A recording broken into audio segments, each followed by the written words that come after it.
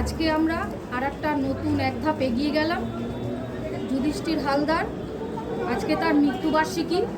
সেই যুধিষ্ঠির হালদারের 3 পুত্র আজকে আমাদের আশার আলোর মারফতে কিছু বস্ত্র এবং কিছু শুকনো খাবারের আয়োজন করেছে।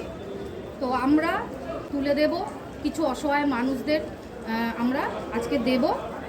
পারত বাড়িতে অনুষ্ঠান করে কিছু মানুষকে খাওয়াতে, কিন্তু ওনারা আমাদের আশার আলোর দিকে হাত বাড়িয়ে দিয়েছে যাতে আমরা কিছু দুস্থ মানুষদের বস্ত্র সঙ্গে কিছু খাবারও দিতে পারি। তো অসংখ্য ধন্যবাদ আপনাদের সবাইকে। আমাদের আশার আলোর তরফ থেকে আপনারা এভাবে আমাদের পাশে দাঁড়িয়েছেন, তার জন্য অসংখ্য ধন্যবাদ। ঈশ্বরের কাছে কামনা করি আপনারা খুব ভালো থাকুন, সুস্থ থাকুন, আর এইভাবে আশার আলোর পাশে আপনারা দাঁড়াবেন।